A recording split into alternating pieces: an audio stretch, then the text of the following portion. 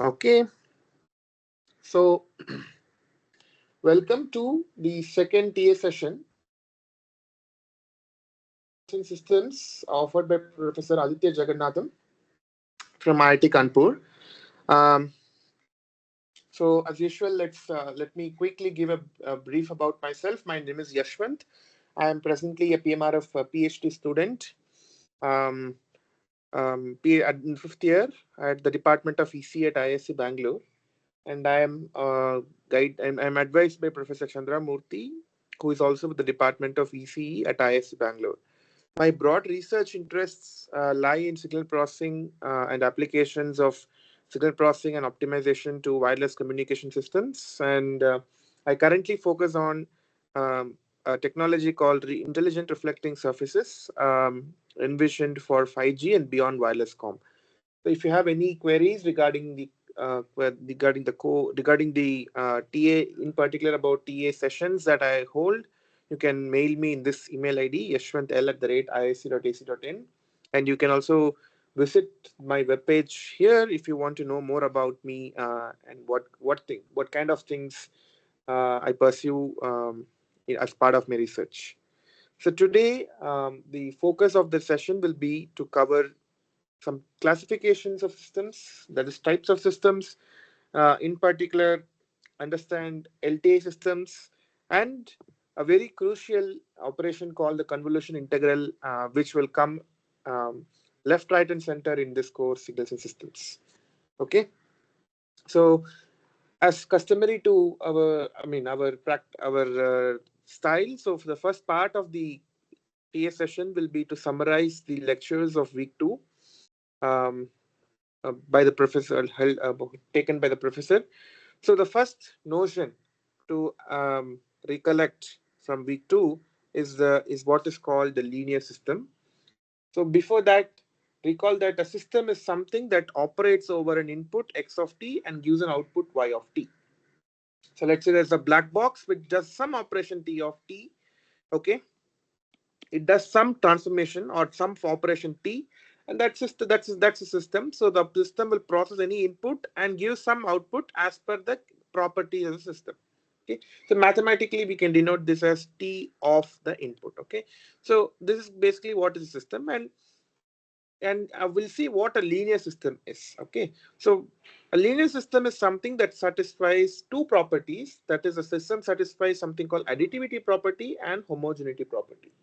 What is additivity? Suppose, let's say there are two inputs you give at different time instance, x1 of t and x2 of t. Let's say there are two signals that I give as the input to the system.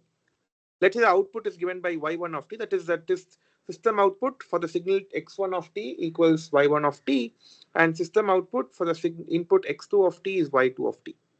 Okay, let's say these are the two given information to us. There are two signals, x1 and x2. If you pass these two signals x1 through the system, and you get y1 of t as output, and if you pass x2 as the input to the system, you get y2 as the output. Suppose if I add x1 and x2 and then pass the sum of these two signals as an input to the system, then the output of the system should be the sum of the outputs obtained individually when you pass x1 and x2 as the input to the system. Okay, that is essentially what it says is the output of the sum is equal to sum of the output. Okay, you sum the signal and take the output, then the system should give you sum of the outputs. If this holds, then this system is said to satisfy the additivity property. The next property is called the homogeneity property. Basically, in this, suppose if someone told you that the input to system is x1 of t and the output is y1 of t, then the system operation on any scaled version, that is, you multiply the signal x1 of t by some scalar number, c, and then if you pass this as a input to the system, then the output is same number multiplied, the scaled version of the output which you got, if only if x1 of t was the input. Okay, if that is tx1 of t is equal to y1 of t, then the output to any scaled version of the input is equal to the scaled version of the output. If this is satisfied, then the system is said to follow homogeneity property. Now a linear system is something that satisfies both these properties simultaneously. That is, if a system satisfies additivity property and homogeneity property, then such types of systems are called linear systems. Okay, example, if you have the input, if you say that output y of t, the input and output relation of a system is given as y of t is equal to 2x of t minus 5, you can verify that this kind of a system will obey both the additivity and homogeneity. So the system that implements this operation is called a linear system. However, if you take this y of t is equal to 5x square of t, you can show that this will not obey additivity property. This will not obey, maybe like this will not satisfy additivity. But even if one of them is not satisfied, you cannot call that system as a linear system. So it's a non-linear system. Okay. We will soon see some problems in today's session where we will see how to check if a given system is a linear system or not.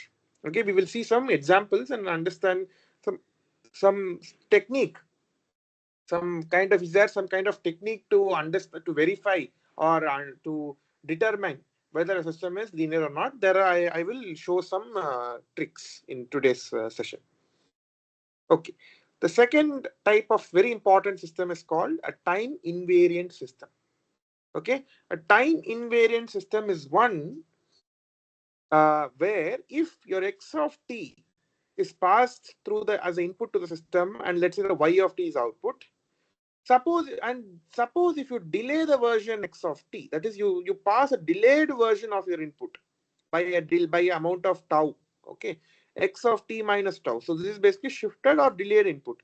Then if you pass the delayed version of the input as the input of the system, then the output should be delayed version of the output obtained by the actual x of t. Okay, that is, if x of t gives y of t as the output, then x of t minus tau should give y of t minus tau. Okay, this should hold for any tau value, any amount of tau you choose. This property should hold. If this property holds, then it is called a time invariant system. Why time invariant? It doesn't alter the time statistics compared to input. Whatever is the input time, whatever is the time instant at which you sample the input signal pass as its input to the system, the output signal will also preserve the same time index. So t minus tau when the input is same as the output will also be the signal at t minus tau. Okay, so the time is basically preserved in both the input and output. That's why such kind of systems are called time invariant systems. Okay, these are very two important notions of systems, and very important class of signal system that we will throughout the course will study is what is called an LTI system. That is, L stands for linear, TI stands for time invariant. That is, a system which is both linear and time invariant is called a linear time invariant system. Okay, why is linear time invariant system very important? Okay, number one reason, being an engineering domain, it is important that we work with systems that are more of practical relevance. Okay, and it turns out that most of the naturally occurring systems in practice, they obey both linearity properties and time invariance properties. That's why most of the naturally occurring systems are essentially LTI systems. So it is very, very important that we understand the behavior of this is not LTI systems. It is important that we understand the properties of LTI systems. The another reason why LTI systems are important is that as it turns out, that LTI systems are mathematically easy to characterize. That is, you can describe the properties of an LTI system very easily in mathematical term. Okay, for example, the famous impulse response is basically the way to characterize an LTI system. Okay, impulse response, if someone specifies what is called the impulse response, then you uniquely characterize all properties of the system. Okay, we will study this in due course of time. Fine. Now, basically, a stable system. The third kind of system is called a stable system. In particular, we will study something called BIBO stability. What is BIBO? Bounded input, bounded output. Okay, that is basically a system is said to be stable if a bounded input gives a bounded output. What do I mean by that? Suppose if the input signal is x of t, and let's say x of t does not take a value more than some capital K. That is, this x of t is always at most less than or equal to capital K. That is, this K is some finite number, less than infinity. So that means the input is always a bounded number. It's a finite number. Now, if I pass this through the system, and if I get an output, that is also a finite number, but with some other K dash, not necessarily equal to K. K need not be K dash. Both can be different, but both are some finite values. Then such kind of systems are said to be a stable system. That is, a bounded input gives a bounded output, and it is stable in terms of BBO stability. It is bounded input, output stability. There are other notions of stability, but bounded input, bounded output is more common way to study the stability of a system. As an example, let's say you define a system that does this function. That is, if you take x of t as the input, the output is integral t to minus t to t x of t dt. Okay, let's say our system implements this operation. If you give x of t as input, the system will output integral t to small t minus capital T to t x of t dt. Okay, let's say system is implementing this operation. Now I want to understand whether this system can be a bounded a stable system or not. For that, what should I do? I need to check if for a bounded input, a bounded output is produced or not. So let's say that my input is bounded to capital K. Now, what is mod of y of t? Oops, sorry. Well, what is mod of y of t? Just apply the definition. Y of t is nothing but, so mod of y of t is nothing but mod of integral t minus capital T to t x of t dt. But I know that, I can push the absolute value inside the integral. Okay, by basically this is a version of Cauchy-Schwarz inequality, or maybe not Cauchy-Schwarz, triangle inequality. Why? Because if I have mod of x1 plus x2 sum over xi, right? Let me say sum over xi, I is equal to 1 to n. This at most sum of mod of xi. Correct? But now imagine the summation to be an integral. Okay, because the integral is the essential limit of sum. Xi dx, maybe dxi is at most integral of mod of dxi. That's what I did here, nothing else. Okay, so it's basically a triangle inequality application. That basically what it did, I pushed this modulus inside the integral. And now I know that this, so that's why it's like less than or equal to sign. What I know is that this mod of x of t is at most k. So I can further upper bound this by capital K. And this integrates, this is equal to k times capital T. Okay, so what I'm able to see is, if your x of t is mod of x of t is less than or equal to capital K, then mod of y of t is less than or equal to capital K times some the capital T. This is another finite number as long as t is a finite number. T is a less than infinity. Okay, because if t is less than infinity, k is also finite, t is also finite. Finite times a finite is another finite number. It cannot be infinite. Therefore, y of t is equal to integral t to t minus capital T to t x of t dt is a stable system if t is a finite number. Okay, so this is basically BBO stable. So a system which implements is a system or an integrator is a stable system if the integrating limits, the range of limit is a finite number.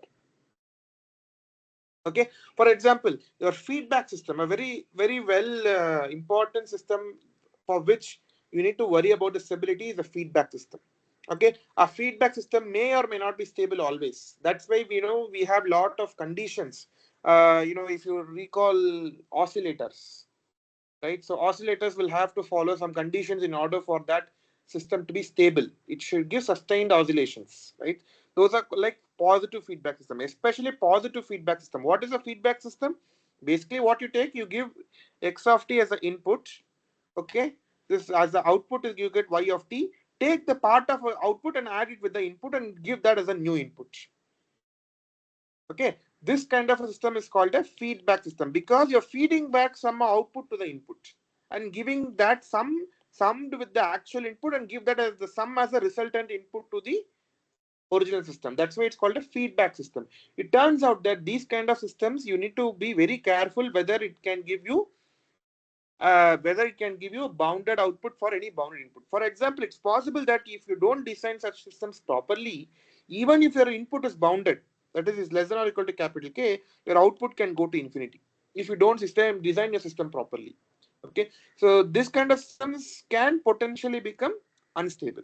Okay, so feedback systems are generally it's important that we understand the stability for a feedback system.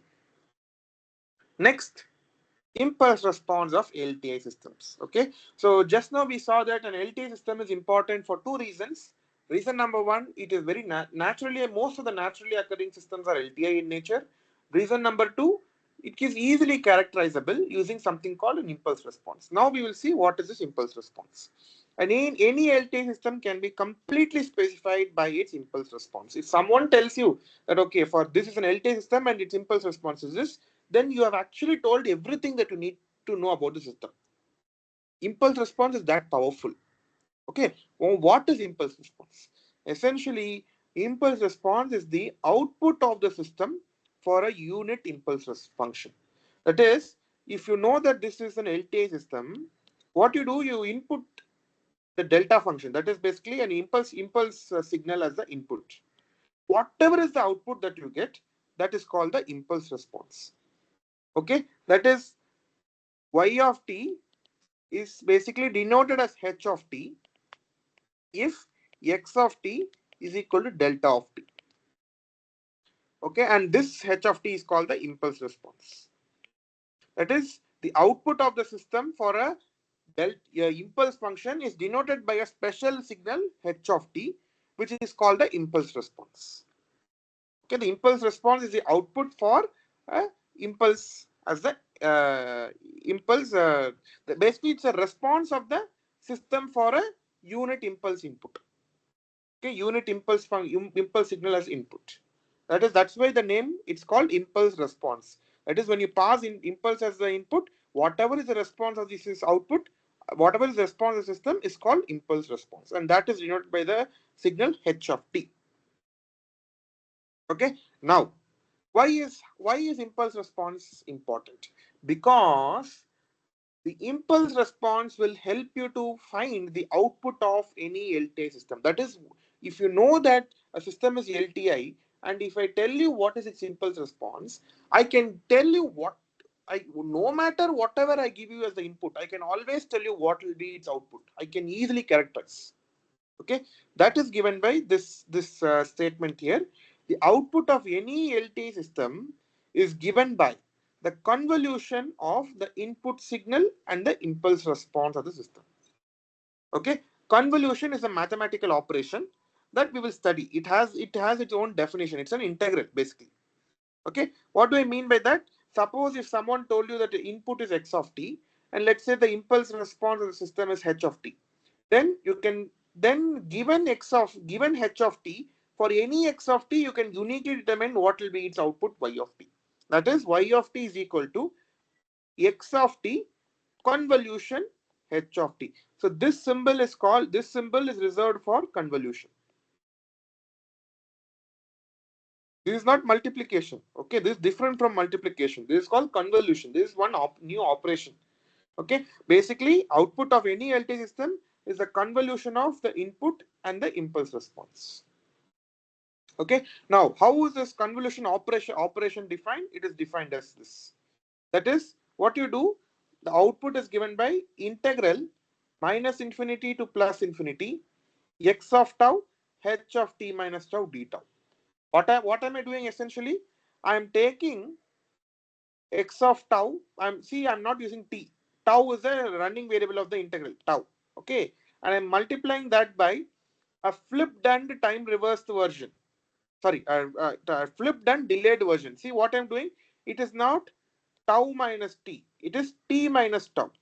So x of tau into h of t minus tau. What am I doing? Essentially, I'm basically reversing the sign.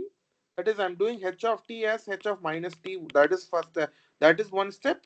Another step is I'm delaying by a amount of t, and then I'm multiplying both of them, and then integrating over all such taus.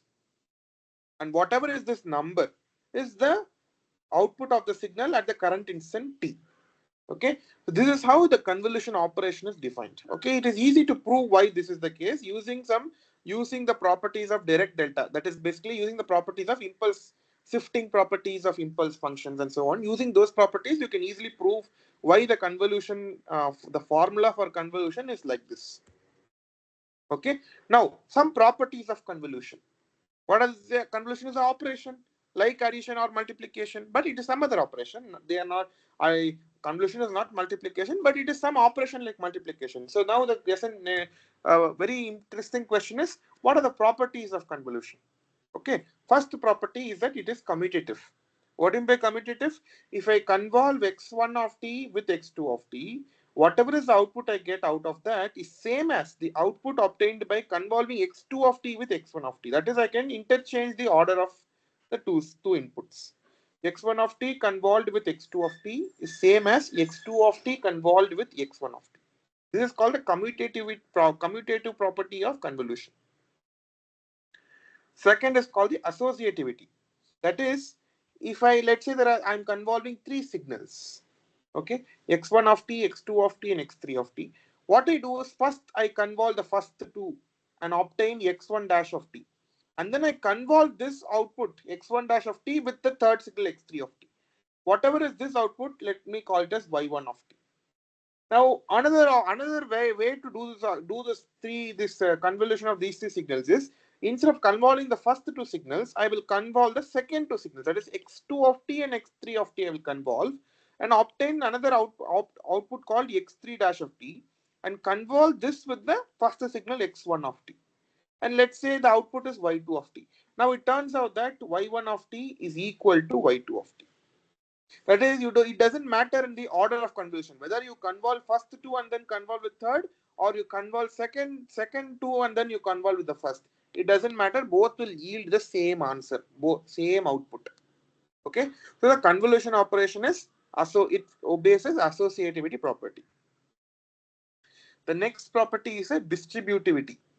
That is, if you convolve a signal x1 of t with another signal which is sum of x2 of t and x3 of t, then the output is same as convolving x1 of t and x2 of t plus x1 of t and x3 of t. Okay, this is like the distributive property of multiplication, except that multiplication is now replaced by with convolution operation. Okay. Okay, these are some properties of convolution and how these properties you can use to determine the output of any LTI system. Okay, so that was about linear time invariant system. Now, what are the other types of, and also we saw stable system. We saw these three types of system. Now, what are some other types of systems? Another is called a memoryless system. That is, a memoryless system is a system where the output depends only on the current input. Okay, that is, it doesn't depend on the past input or future input. Okay, so memoryless system will the output will only depend on whatever input you give it a current. So let's say I give the input now, then what the output will only depend on whatever I give now. It doesn't depend on something which I gave, let's say 3 minutes earlier, or what I will give 5 minutes later. Okay, that such system is called a memoryless system. It turns out that if there's an LTI system, it is not memoryless if HT, the impulse response, is not zero at t not equal to zero. That is, what it says is, whenever t is not equal to zero, right? That is, whenever t takes any number other than not a non-zero number, then its impulse response will also take a non-zero number. If this happens, then that particular LTI system cannot be memoryless. Okay. Now, why did I say LTI system? Because impulse response is only useful for an LTI system. You cannot comment on any general system using impulse response. Impulse response is very specially reserved only for LTI system. Okay, that's why I'm saying on top of being in LTI, what is the property that it should satisfy for a memoryless system? Okay, but system cannot be an LTI system cannot be memoryless if h of t is not zero, if t is not equal to zero. That is the memoryless system. Next system is a causal system. Okay, causal. What is a causal system? A system where the output may depend only on the current and past input, but not on future. Okay, that is whatever output I'm getting, let's say at the current time instant, that will be depending on any input that I give now and whatever I gave earlier. It will not depend on what I'm going to give next. Those kind of systems are called causal systems. And it turns out that if an LT system also has to be causal, then the impulse response should be not be equal to 0 whenever t is less than 0. That is, whenever t takes negative values, your h of t should not be 0. If this is satisfied, then in addition of that system being LT, it will also be a causal system. Okay. Finally, yeah, this is something that we saw, stability. We already saw what is basically a bounded input gives a bounded output. But if an LT system has to be stable, what is it? It has to do. So if for an LT system to be BIBO stable, the condition is that your impulse response h of t should be absolutely integrable. What do I mean by that? If I take the integral minus infinity to plus infinity mod of h of t dt, this number should be strictly less than infinity. That is, it should be a finite number. If this is a finite number, then this function h of t is called absolutely integrable. If this holds, then this LT system will also be a stable system. Okay, so what we did today, essentially we saw different types of systems, and then we went into the class. We started with linear and time invariant systems, and then we described what is known as impulse response, and then we described the convolution integral, and we told that in the output of any LTI system is a convolution of input and the impulse response of the LTI system. And then we saw that if in addition for the LTI system, if it has to be, let's say, stable system, what are the condition on impulse response? If it needs to be a memoryless system, what is the condition on impulse response? If it needs to be a causal system, what is the condition on the impulse response? We saw these things. So this is basically the quick summary of week two's lectures. Um, so basically, you can find more about these. You can read more elaborately on these two books that I came across, and they are very good books in the very, very standard books across the world. Anyone, if you ask, they will know this book in the world. First book is by Signals and Systems by Oppenheim. He is a professor at MIT. Second is basically Signal Systems by Simon Hakins. Simon Hakins is a very renowned, I think now retired. He was a professor of McMaster University at Canada. Okay, so basically they very, very renowned books, very fundamental books. They are textbooks for these very suggested textbooks. Of course, there can be many more interesting textbooks professor can also suggest. But I feel these, if you read these books, whatever are being covered here are going to be very, very clear if you read these books. Are there any questions?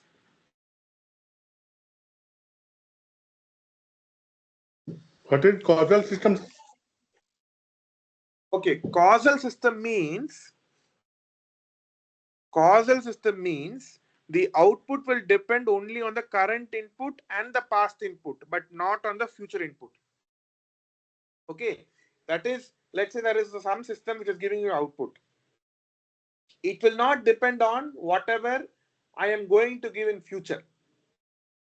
It will only depend on what I am giving now and what I had already given before. Okay, example. I think there was an example in today's class only. Okay, maybe I will give you an example. I will give you an example here.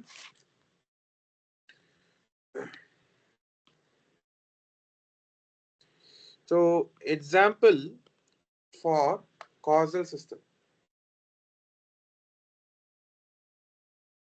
Let's say y of t is equal to integral minus infinity to t x of tau d tau.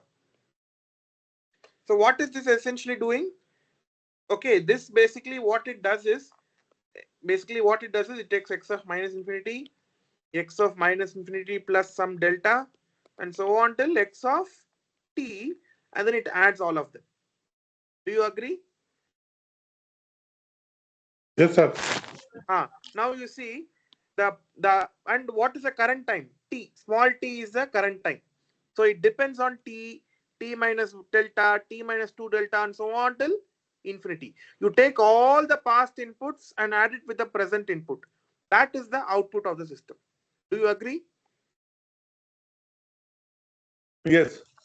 So this is a system which implements this operation is said to be a causal system because it only depends on past inputs and the current input. Suppose if I define this to be minus infinity to plus infinity x of tau d tau, this is nothing but something like limit of sum, limit n tends to infinity or delta tends to 0. This is nothing but you will have sum over, maybe I will remove the sum. I will say all the way till plus x of t minus delta plus, it starts from x of minus infinity and then comes till x of t minus delta and it starts with x of t plus x of t plus delta plus x of t plus 2 delta and so on till x of infinity. Now you see all these guys are past inputs. Why I'm saying past? Because this small t is my present index. So t minus delta or t minus 2 delta, 3 delta, all of them are less than t. So they are all past input. This is my present input. These are my future inputs. That is whatever input I'll give after time small t.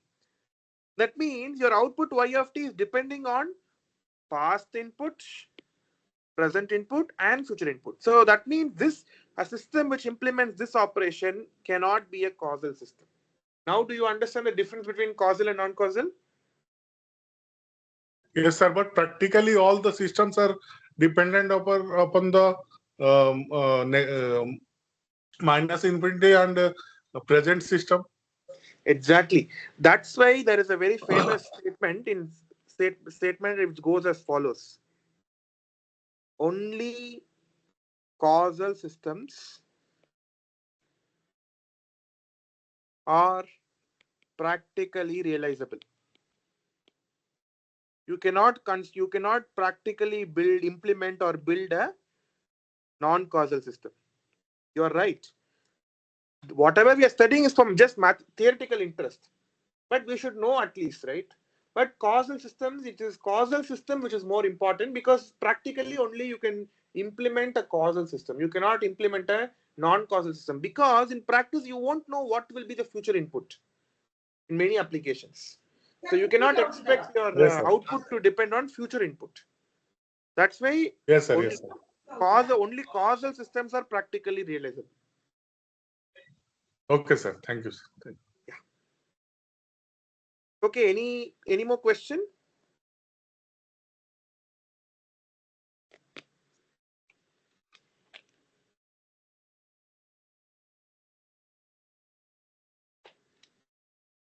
Okay.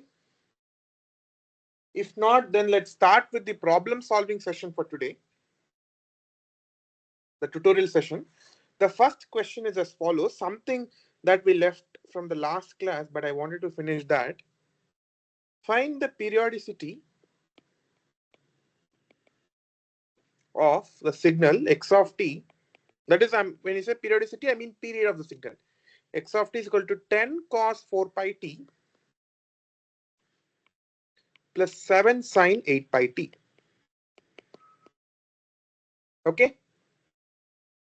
This is a question. Let's do this. Okay, quickly let's do. We all know this periodicity property from the first class itself. So maybe we'll go a little quick. So first step, what I will do is I will write x of t as sum of two signals x1 of t plus x2 of t. Okay, where x1 of t is 10 cos 4 pi t and x2 of t is 7 sine 8 pi t. First, then what I will do is I analyze the periodicity of x1 of t separately.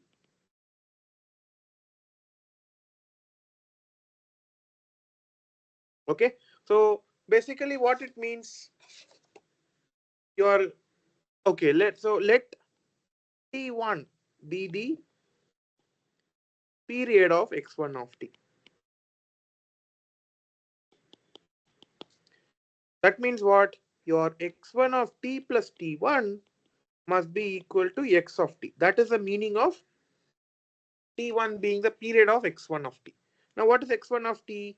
10 cos 4 pi of t plus t1 equal to 10 cos 4 pi t. 10 cancel, or cos 4 pi t plus 4 pi capital T1 equal to cos 4 pi t. Or in other words, implies that your 4 pi t1 must be an integral multiple of 2 pi, 2n pi, where n ranges in all set of all integers. Only then cos will repeat. Cos 2 pi plus theta is same as cos theta. Right? So you need this guy to be equal to some integral multiple of 2 pi, so that cos 4 pi t plus 2 n 2 pi will be equal to cos 4 pi t. Okay, if that is the case, then what is t1? N by 2. What is the fundamental period of x1 of t? Yes, can anyone tell me?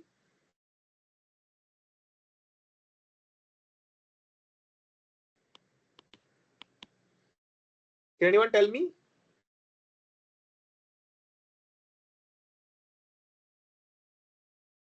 Half, right? Just put n equal to 1. Whatever t you get at n equal to 1, that is called the fundamental period. Okay, so that is number 1. Now separately we will then next analyze the periodicity of x2 of t.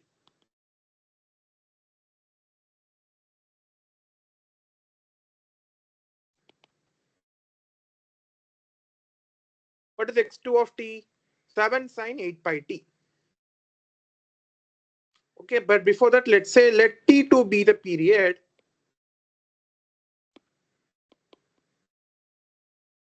of x2 of t equal to 7 sine 8 pi t. Okay, that means what does it mean? It means x of t plus t2 equal to x2 of t, or 7 sine 8 pi times t plus t2 equal to 7 sine 8 pi t, or 7 cancel on both sides. So what you're left out with is sine 8 pi t plus 8 pi t2 equal to sine 8 pi t. What does it mean? It means your 8 pi t2 must be an integral multiple of 2n pi, where n ranges from all set of all This integers. these lines, sir, this line we could not understand. Which line?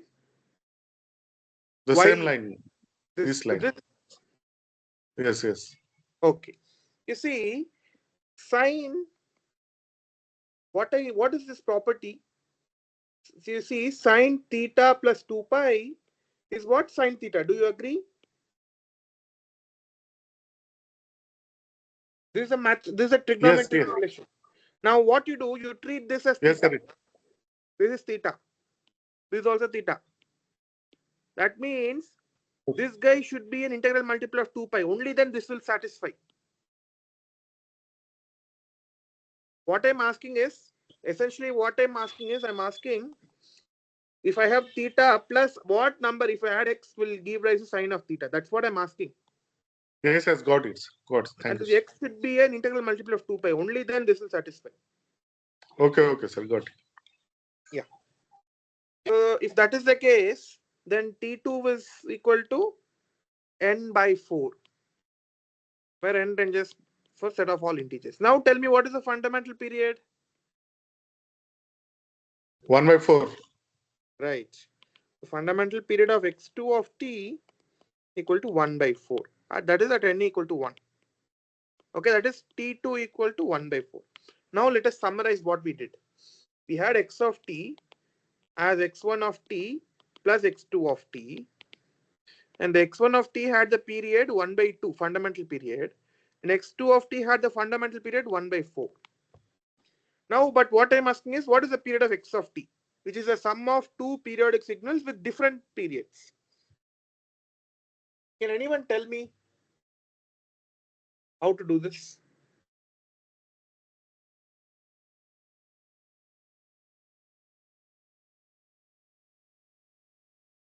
Yes. So see, understand this very clearly. Okay. After half a cycle, that is basically after half a second, this will repeat itself. That is the meaning of period.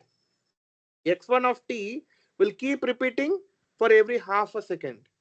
X2 of t will keep repeating for every 1 by 4 seconds. Now, what will be the seconds after which the sum will keep repeating is what I'm asking. Can anyone tell me?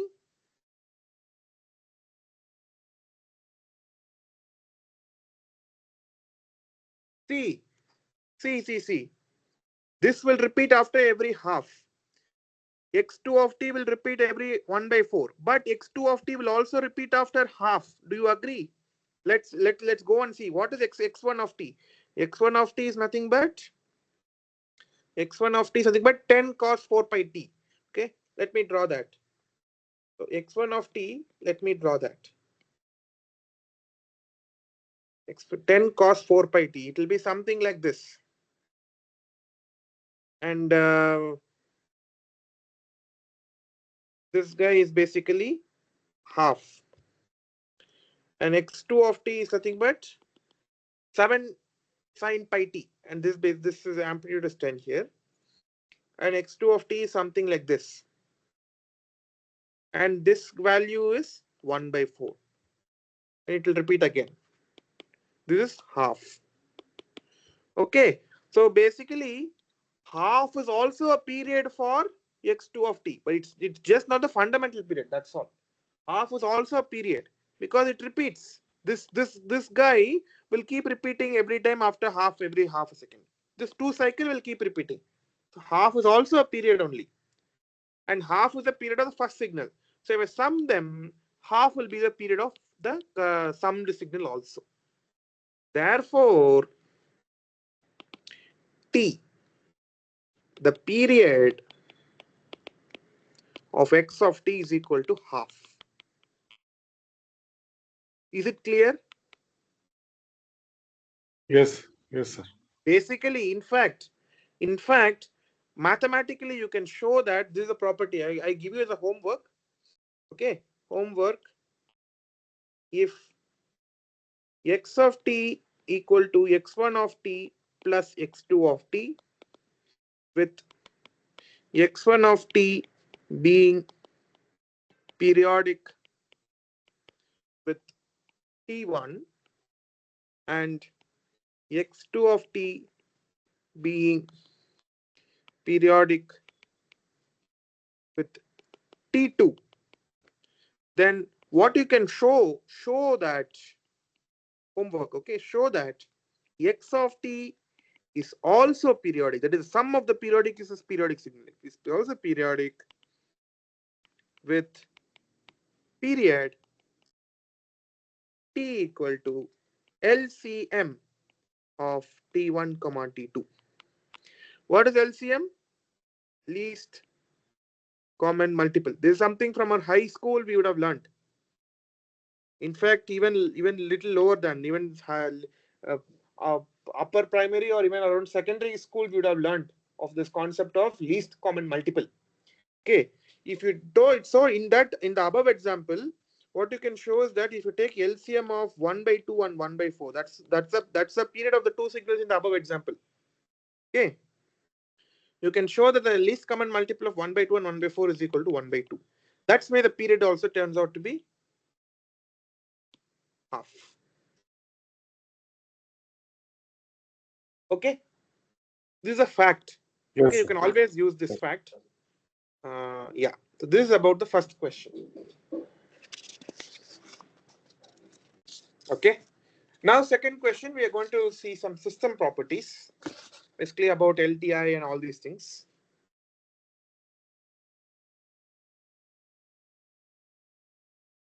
Sir, what is LTI? LTI means linear time invariant. LTI. That is a What does system it which is, mean? Invariant? okay, maybe you joined the class little late. Let me go to the first page. Okay. So what is do you know what a linear system is? Yes, yes. Okay, linear system means it satisfies additivity and homogeneity. That is, if you take two inputs x1 and x2, which give output as y1 and y2, then if you give the input as sum of x1 and x2, then the output will be the sum of the outputs y1 and y2. If this is satisfied, then the system is said to be additive, satisfying additivity property. And for homogeneity, if x1 of t gives as the input gives output y1 of t, then any scaled version, that is any multiplied by c, x1 of t, any multiplied by any number c, the output is the same number c times the output y1 of t. If this is Okay. satisfied, then this system is said to obey homogeneity. A system which satisfies both these properties, additivity and homogeneity, is said to be a linear system. That is about linearity. Now, time invariance. Suppose if there is a system with input x of t, okay, and the system you pass that input through a system and you get output as y of t. Let's say this is given to us. Suppose if you delay the input by amount of tau, if you pass the delayed version of the input to the system, the output should be the same delayed version of the output y of t. If this is satisfied, then this system is called a time invariant system.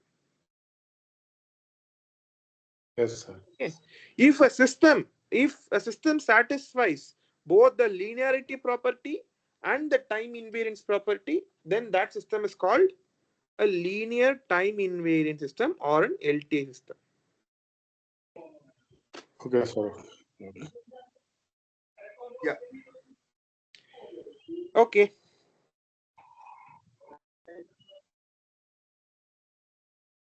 Okay. Second question.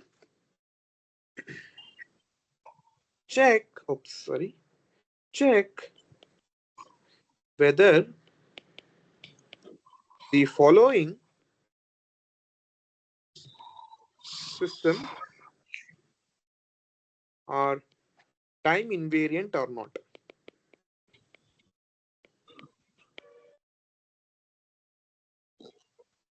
Okay. First is y of t, a system whose input-output relation is described by y of t is equal to 2t times x of t. Okay. Now I will give you a very short trick. Okay. This is not a very widely taught, but this is a trick which will help you easily to evaluate, to determine whether system is time invariant or not. Okay. So I'll say a trick which we will use for the solution. Trick. What you do, call, let's say operation 1 is as follows. Operation 1, you take the input x of t, delay by tau. So what you get is x of t minus tau. Then pass this through the system, that is the t. So output is y1 of t. Let's say you get output y1 of t. Now you do another operation, operation 2, x of t, but first you pass this through the system t first before delaying. What you get is y of t. Then you delay this by tau.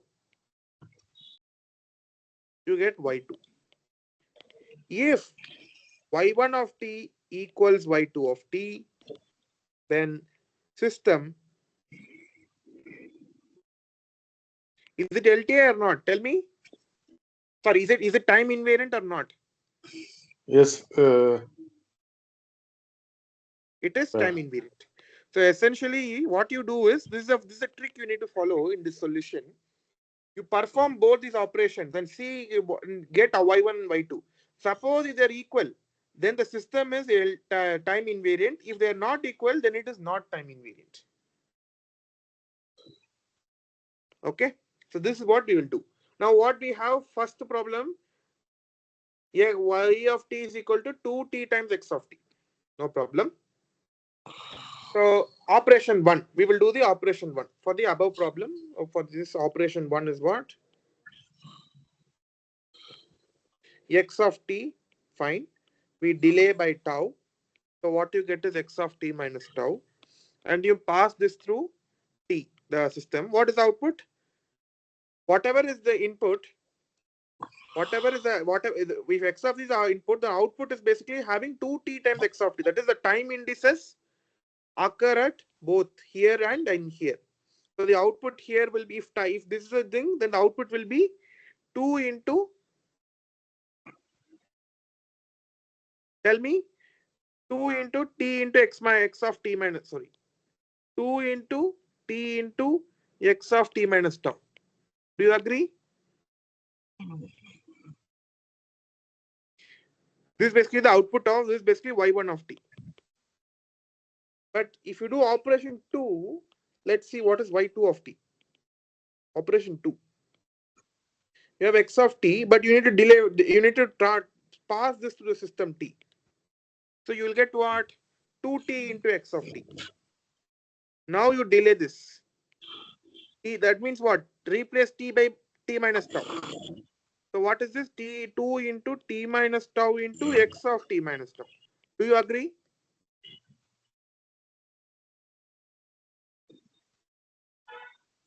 Is it okay?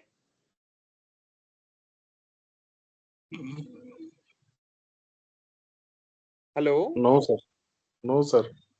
What is, can you tell me what you didn't follow? Which step you did not follow? Sir, actually, we cannot understand. I cannot understand from the first line that x of t is delayed by t. Then, Delayed by tau. Delayed by tau. oh, So if x of okay, t is delayed by tau, I get x of t minus tau. Is this oh, okay? okay, Now this is the input to the system. This okay, means system.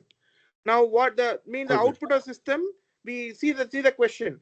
The output of system, if x of t is the input, then y of t is given by 2 times t into x of t.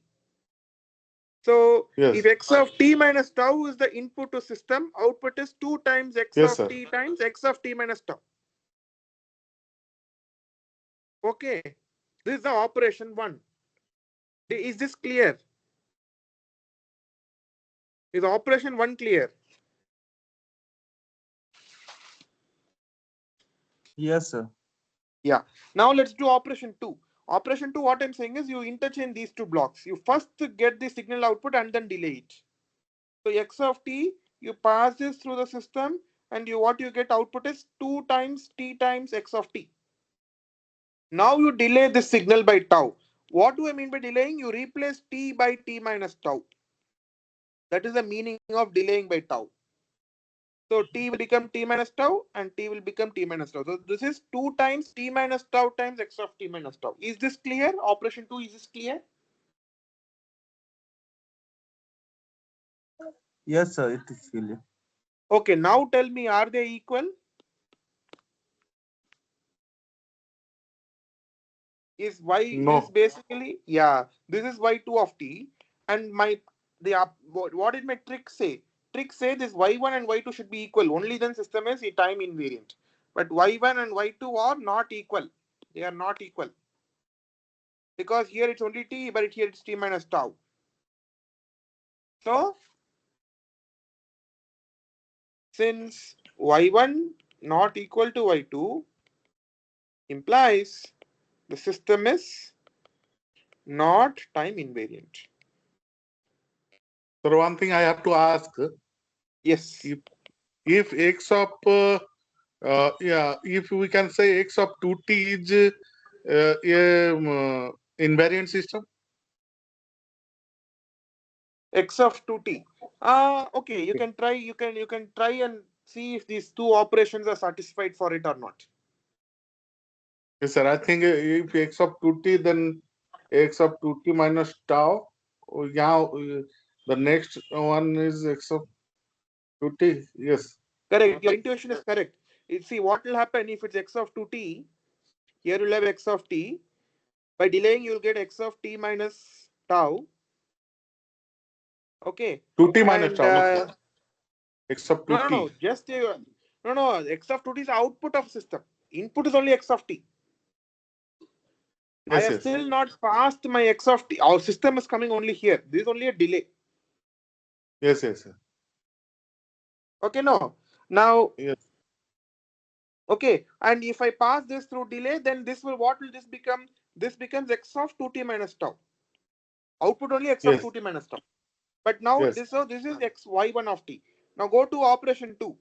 Now x of t is same as x of t. I pass this through the system. So I'll get x of 2t. Now I Yes. delay. What will happen? It becomes x of 2 times t minus tau. So that is nothing but x of 2t minus 2 tau. Yes. Are they equal? No, sir. No. No, here it's 2 tau, but here it's only tau. So again, a system which implements y of t is equal to x of 2t is not time invariant system. Yes, sir. Yeah. Let me erase this.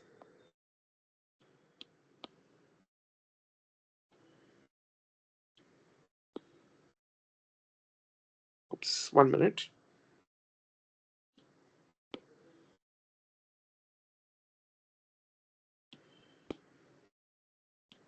T square. Okay. Okay. Next question is same. You need to check whether it's linear invariant or not. But the question is linear invariant or not. Yeah. Question is B. A system which implements y of t is equal to x of t into sine 20 pi t.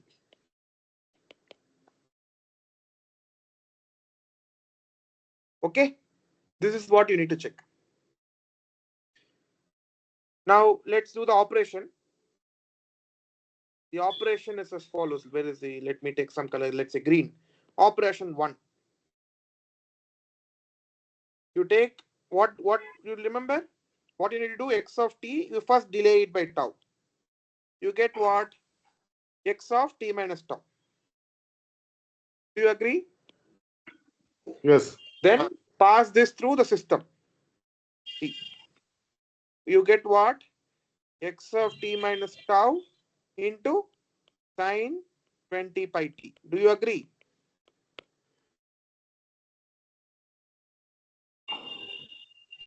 Okay, no?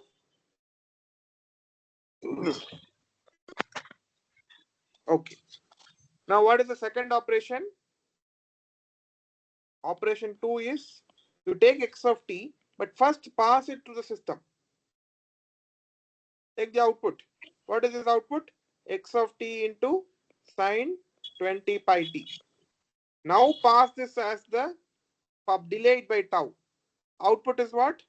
X of t minus tau into sine 20 pi into t minus tau. This is y1 of t and y2 of t. Are they equal? No, sir. No, not equal. No, sir. So again, system is time variant. It is not invariant. So you can also, you can either say it is not time invariant or you can say time variant. Both are same. Okay, very good. So third question is y of t is equal to 3 times x of t square. Okay. 3 times x of t square. Understand this very properly. I'm doing t square. Okay. So now let's do the same thing.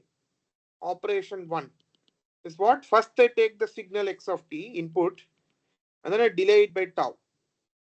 What do I get? X of t minus tau. And then I pass this through the system t, and then the output will be 3 times x of t square minus tau. Do you agree? Yes, sir. Now take operation 2.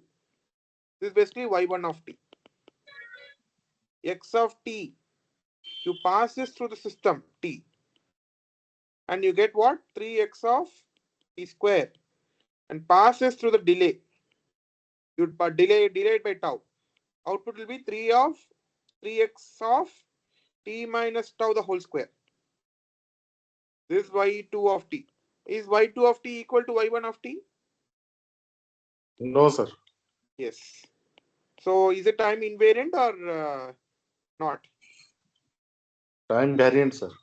Yes, it's not invariant. Not ti. Maybe one last thing we will do in this d. Y of t is equal to x square of t. See very carefully. What did I do here? I squared my time. Basically, it is like f of x square. But here I'm doing f square of x. That is f of x into f of x. That is this operation. This is not same as, this is not same. Both are not same. Is it okay? Here I'm only doing square for t, but here I'm doing square for x. Both are different systems. Is it okay? Yes, sir. Yeah. Now let's understand whether this system is time invariant or not. So operation 1 is that to take x of t, you pass it through delay. So you get x of t minus tau. And then you pass it to the system. What do you get? X square t minus tau. Right. X square t minus tau. Very good. Now take operation 2. You take x of t, you pass this through the system. T. X What do you square get? t. X square t. X square t. Correct. Now delay. What is the output? X square t minus tau. Right. Yes. This is Yes, y1, y2. Are they same? Yes, sir. Yes. Since y1 of t equal to y2 of t implies system is time invariant.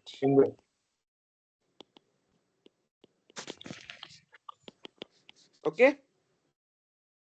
Yes, sir. I hope this is now clear. Okay. Fine. So enough of time invariance. I think now it is 7:06. We will take about 10 minutes break. We will meet around at or 15 minutes we can take break and we'll meet around 7:20. Okay. Okay, sir. Yeah, you all can stay online okay, sir. only, but just relax. Just stay online. Don't no need to get disconnected from the call. Okay, sir. Okay, okay.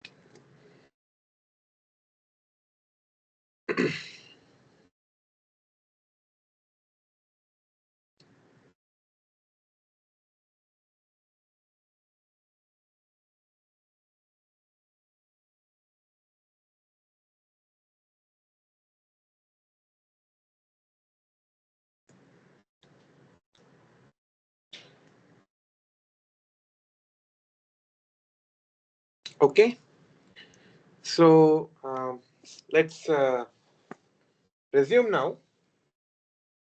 Okay, so the next question is basically as follows. Check whether the following systems are linear.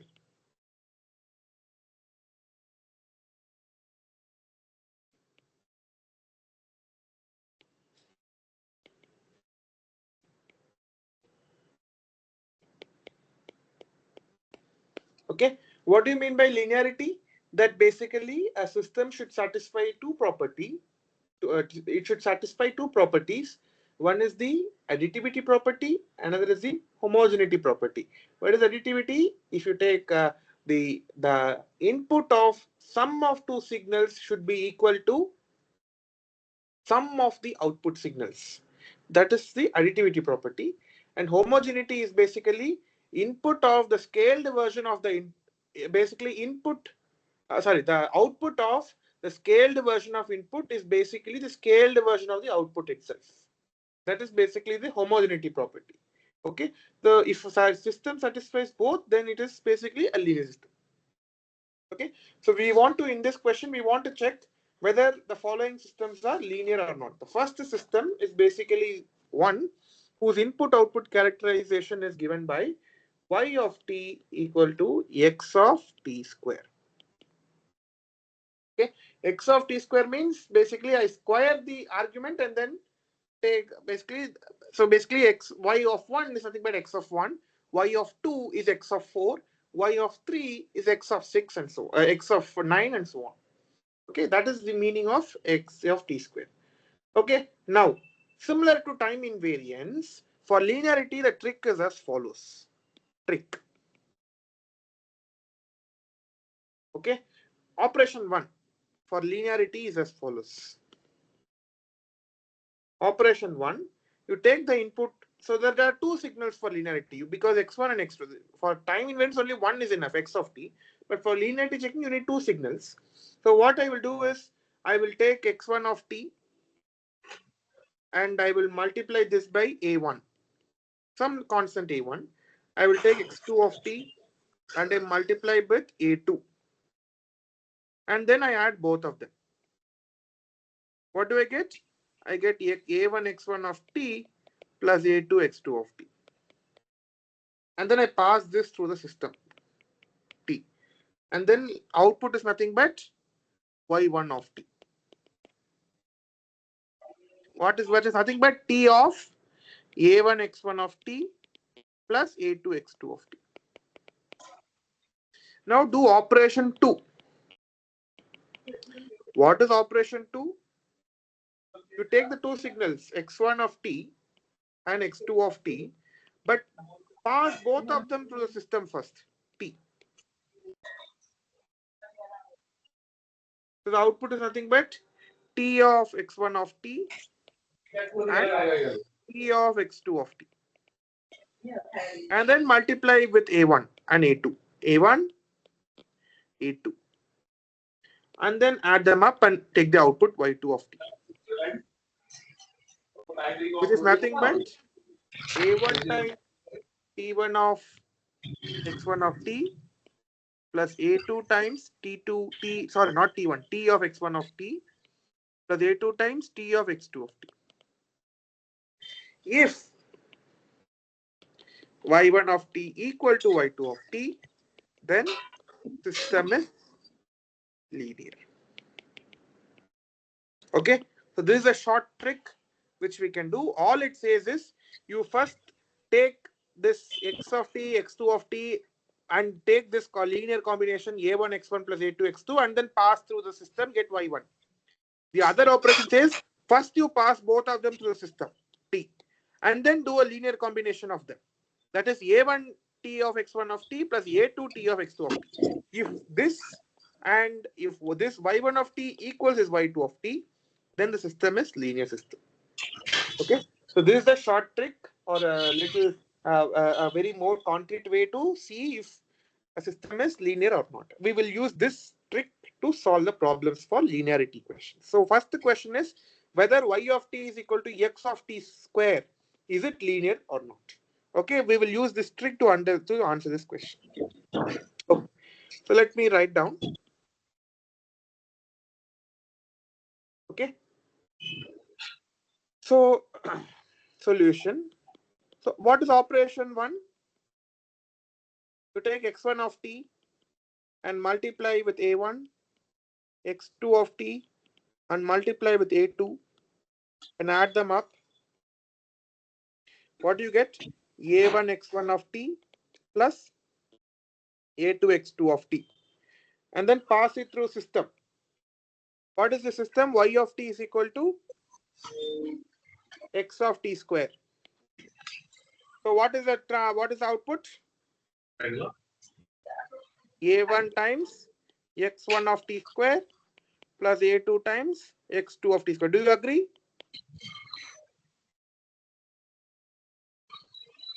Is it clear? Yes, sir. Okay. Now similarly, let's do operation 2. In operation 2, what do? We take x1 of t and pass it to the system first. Take x2 of 2 and then pass it through system. So what is the output? Tell me. x1 of t square. Output here is x2 of t square. And then multiply by a1, multiply by a2, and then sum them up.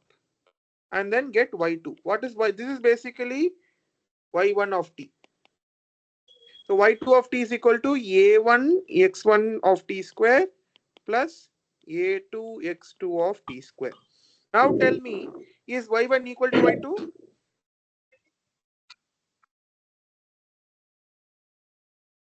Yes. Yes, sir. Correct.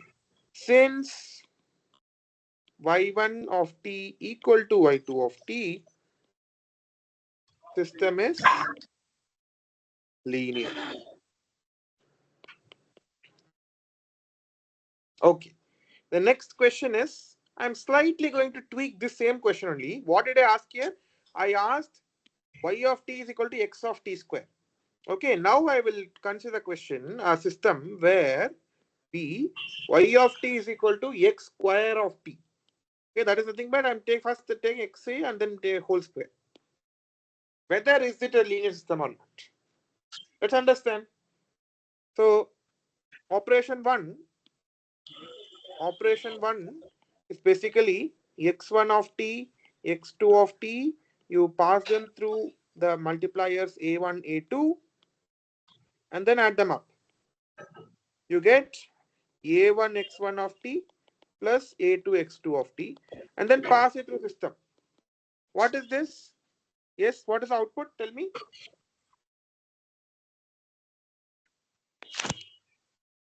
A x square. No, right? So see, treat this as some new input x dash of t. So what is the output? X dash of t square. Correct?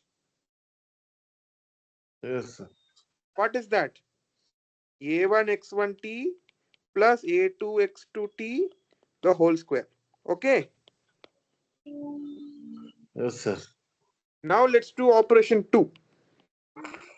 x1 t, you pass it through system first. x2 or t, you pass it through. What is the output? Tell me the output of these two systems. What is the output at first one? X1 square t. Correct. x1 square t. This is x2 square t. And then you multiply a1, multiply by a2, and then add them up. You get 2. So this is basically y1 of t, by the way. Now this is y2 of t equal to a1 x1 square of t plus a2 x2 square of t. Are y1 and y2 the same?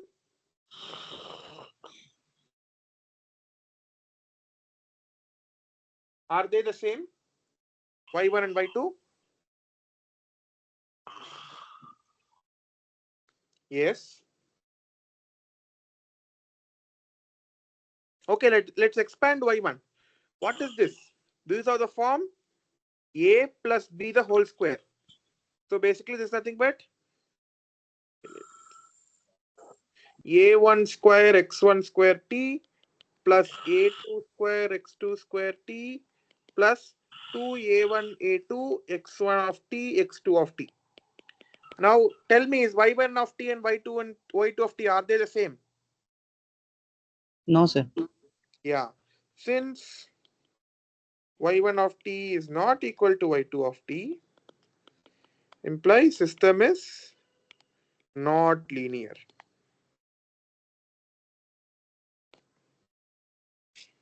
Okay. Now let's take another question, similar question. Let's take C, y of t equal to e power xt. Okay, this is a system. A system implements when x of t is given as an input, it outputs e power xt.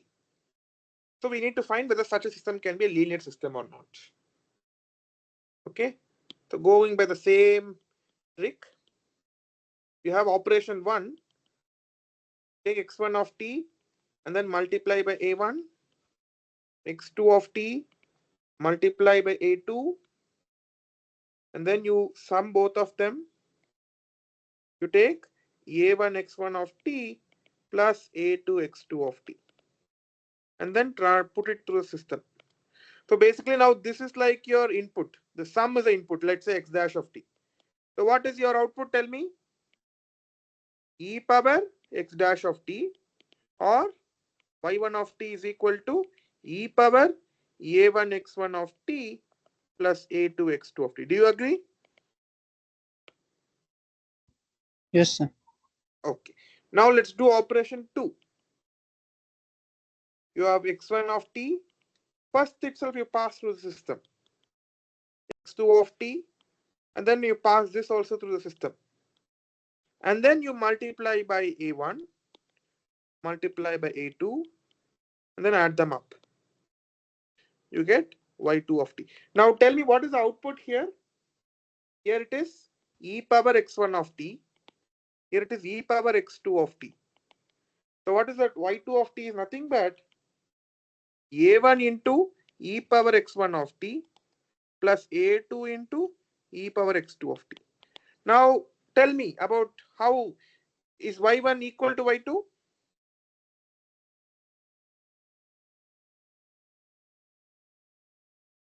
Yes.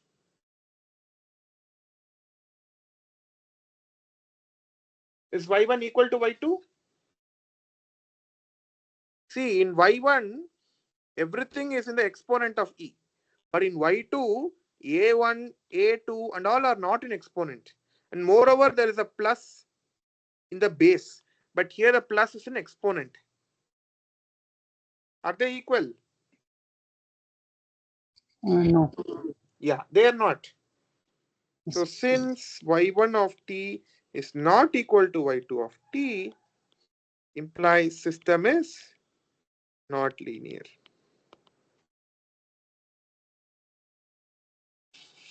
Okay.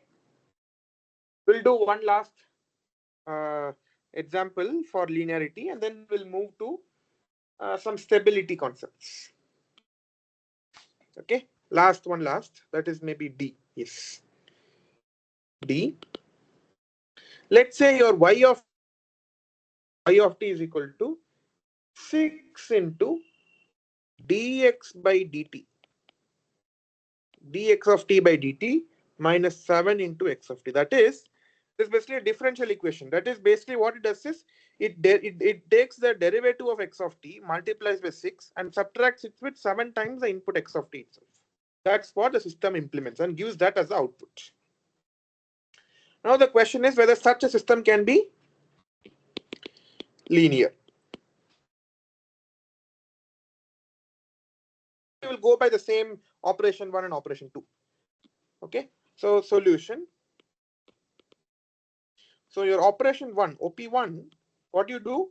You take x1 of t, then you multiply by A1, then you take x2 of t, and then you multiply by A2, and then you add both of them. Then take output will be A1 x1 of t plus A2 x2 of t, and then you take the system t. Now basically this is like your the input, actual input to system x dash of t. The output will be what? Tell me, what is the output? Y1 of t is what? Yes?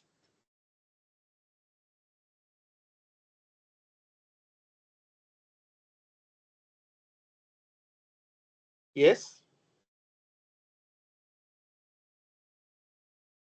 This is nothing but 6 times d by dt of x dash of t minus 7 times x dash of t, where x dash of t is the input. Now I'll substitute the value for x dash of t. That is nothing but y1 of t is equal to 6 times a1 d by dx of x x1 of t, sorry dt, not dx, dt of x1 of t plus 6 times a2 times d by dx of d by dt of x2 of t minus 7 times a1 times x1 of t minus 7 times a2 times x2 of t. Do you agree?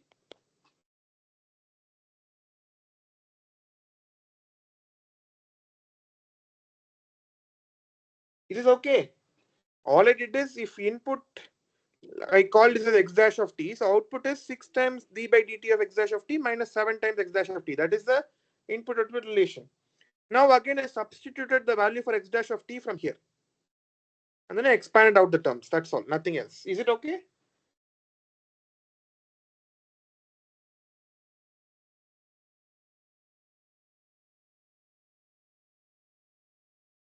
Yes. Okay, if you don't follow, please tell me. Can anyone Okay. confirm? Yeah, okay. Fine. Now operation 2, what you do? You take x1 of t and then you pass it through system. So what will be the output will be 6 times d by dt of x1 dash x1 of t minus 7 times x1 of t. Similarly, if I take x2 of t and then you pass it through the system t, the output will be 6 times d by dt of x2 of t minus 7 times x2 of t. Now I multiply by a1, I multiply by a2, and then I sum them. Then you get y2 of t is nothing but 6 a1 dx1 of t by dt plus 6a2 times d by dt of x2 of t minus 7a1 x1 of t minus 7a2 x2 of t. Now tell me, how about how about y1 and y2? Are they equal or not?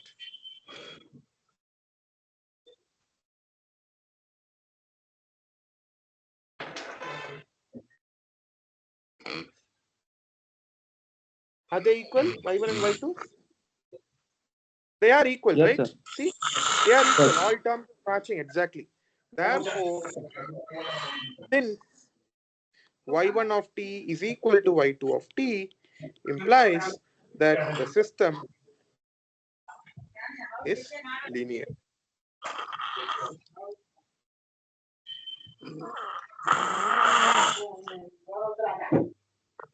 Okay, so that is about linearity. So basically, in today's class, we have covered the major part is over on linearity and LTI. That is the linear and time invariants are over. Now, what I will do is I will do 2 problems on stability, and then we will basically call off for today. We will basically resume again on next class. But now we will do 2 more questions, last 2 questions on stability. Okay? So next question, fourth question is as follows.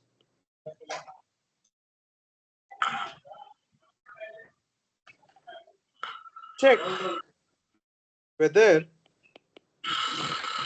the following system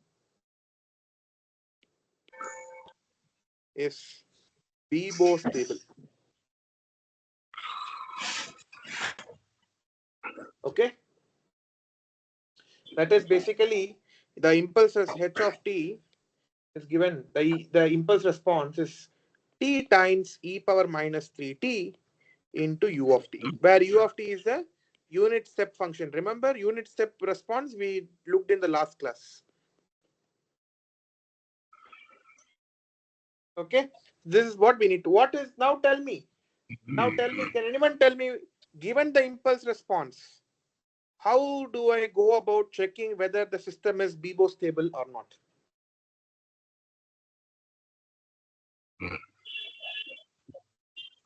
Today we discussed, no? What is the condition for a system to be Bibo stable when the impulse response is h of t?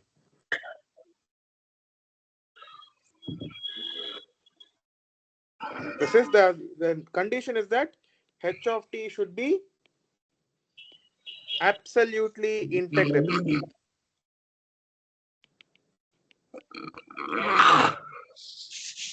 for the system to be stable. That is the condition. Okay, so let's do that. So what is the meaning? So we need to compute this integral minus infinity to plus infinity mod of h of t dt. Okay, and that is nothing but integral minus infinity to plus infinity mod of t into e power minus 3t into u of t. Now remember, all these things are basically now u of t. Now remember, 1 minute.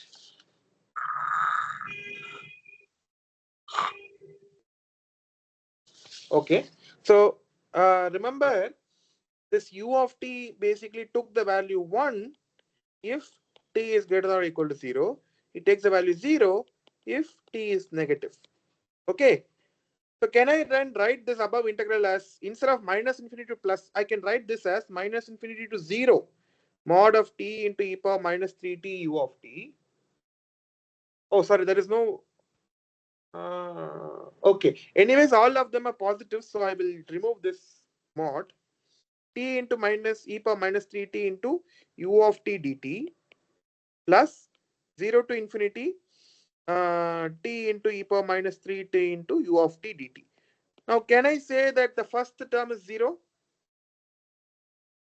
Can I say, can anyone confirm why did I do this? Because u of t in negative minus infinity to 0, it takes the value 0. So this will integrally, it will go to 0. The integrand will be killed by u of t. Okay. So the only left out term is the positive region. 0 to infinity t into e power minus 3t into u of t. But u of t in this region is what? What is the value of u of t for positive axis of t? Tell me. Can anyone quickly unmute and tell?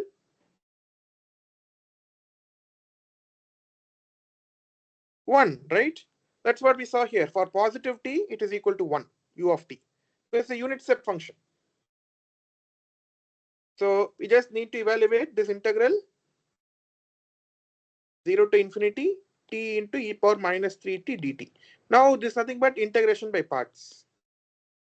Just standard mathematics, integration by parts.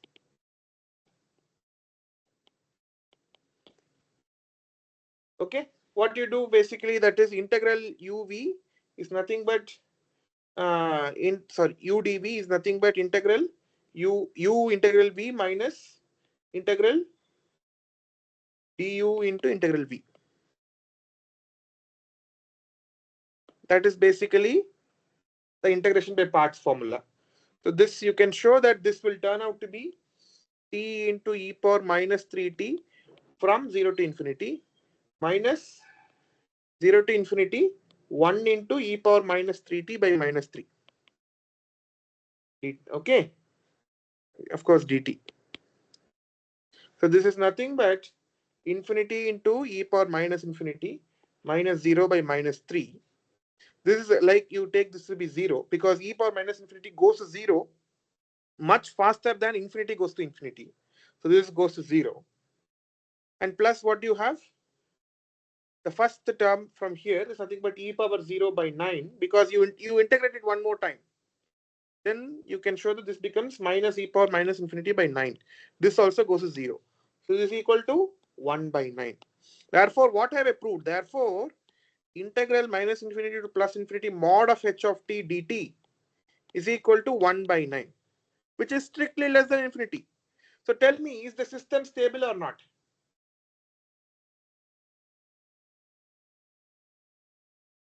Tell me, is the system stable or not? Yes, can anyone please unmute and tell?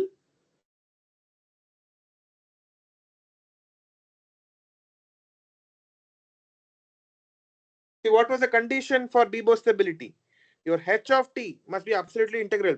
That is, this guy should be strictly less than infinity. Now tell me, is it's strictly less than infinity? So is it stable or not? Yes, can anyone unmute and tell?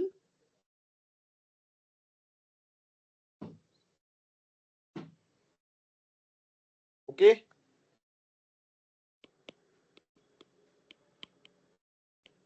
System is stable. Last question.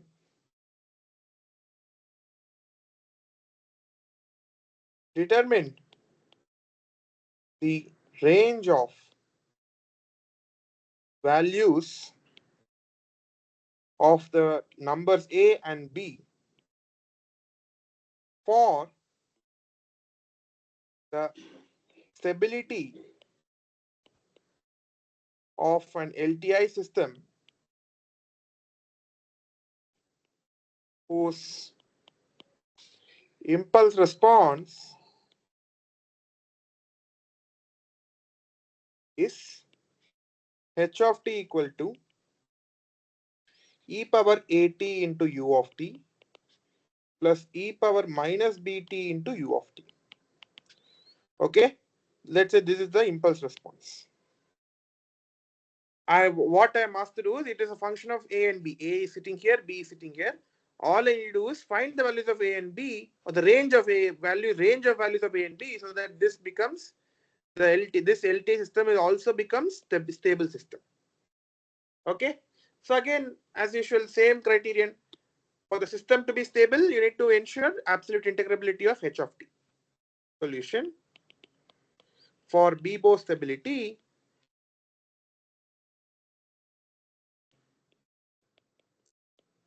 what is necessary is that integral minus infinity to infinity mod of h of t dt must be less than infinity. Now let's evaluate this. Minus infinity to infinity, h of t d mod dt is nothing but minus infinity to infinity mod of e power at ut plus e power minus bt ut dt. Okay. Now this is equal to, I'll bring the mod outside. In mod of integral minus infinity to infinity e power at ut plus e power minus bt ut dt. Can anyone tell me what I did here? All I did is that I brought this modulus sign outside the integration. Is it valid? Yes. Why? Because these numbers are anyways positive. E power x is always positive for any values of x. It can be more than 1 or less than 1. That doesn't matter. But it is always a positive number. E power x for any negative x or positive x. E power x is always a positive number. So these guys are always positive. U of t anyways either takes 0 or 1 only. So this number is always positive for any t. Any values of a, b and t. So this is always a positive number. So essentially sum of mod of xi is equal to mod of sum of xi if xi is real positive. That's what I used. There's nothing else. So I was able to bring the modulus outside. Okay. Now let's basically, what is left is to compute the integral, right? So basically this is nothing but mod of integral u of t. Again, since it takes the value 1 only for positive t-axis, like the previous question, again I can make it only from 0 to infinity e power at dt plus 0 to infinity e power minus bt dt. Now this is nothing but just evaluate e power a into infinity minus e power 0 by a plus mod is there plus e power minus b into infinity minus e power 0 by b. Okay, now this, so call this equation 1. For BIBO stability, this 1 should be less than infinity. Okay, because it should be absolutely integrable, right? So this guy should be strictly less than infinity. For that to happen, see, anyway, this is basically equal to 1. This is also equal to 1. This 1 by a and 1 by b are not a problem. What can become a problem is this guy. If a is a negative number or a is a positive number, then what will happen? It will be 2 into infinity. So e power 2 infinity will make it infinity. So this entire term will grow to infinity, which will not be strictly less than infinity. Okay, that implies your a should be less than or equal to 0. That is, a is a negative number. If that is the case, what will happen? This guy will go to actually 0 because e power any negative number, e power 2 minus 2 into infinity is nothing but 0. Any negative numbers, if it multiplies infinity, it becomes e power minus number times infinity, which means that goes to 0. So that will not increase the value. Similarly, here, if b is a negative number, then minus b is a positive number. Then e power a positive number times infinity will again make it go to infinity, which we don't want because we want it to be strictly less than infinity. Therefore, your b should be positive. Only then it is e power negative minus of some positive number times infinity, which means it's e power minus infinity type. It will go to 0. Okay, did you understand? Please, anyone, please tell me if you understood or not.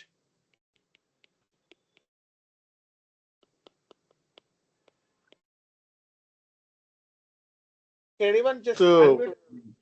Yeah. Just keep to just show me the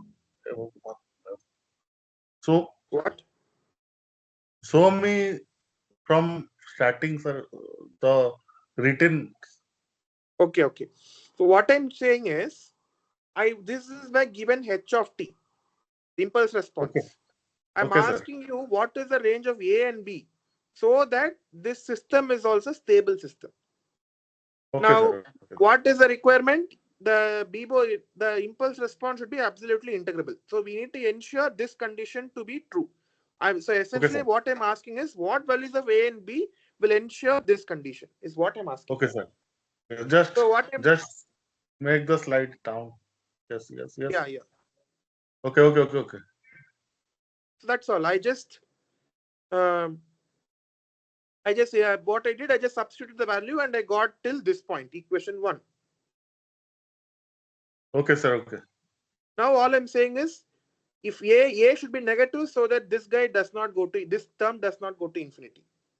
Similarly, b should be a positive number so that this term does not go to infinity, because I want this entire term to be less than infinity. Okay, sir. Got it. Okay, okay. Again, no, there is one small thing. This should not be equal. If it is equal to 0, this can again go to infinity. So it should be strictly the equality should not be there. Okay, this equality equal to 0 should not be there. It is just a less than 0 and b greater than 0. It should not be equal. If b is equal to 0, then what will happen is that this guy can go to infinity. So that also we don't want.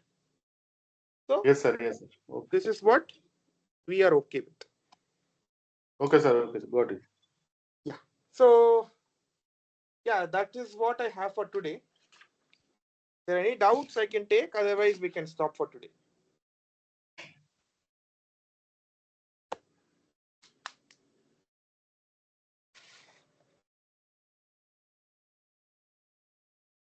Are there any doubts?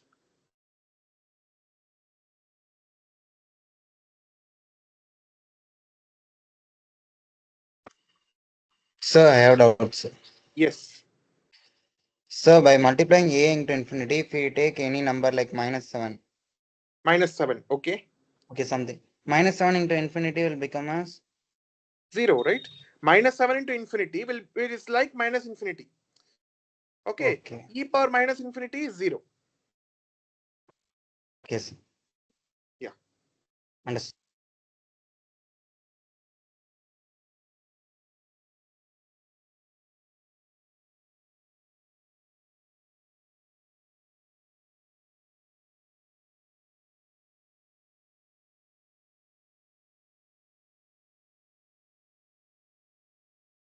Okay.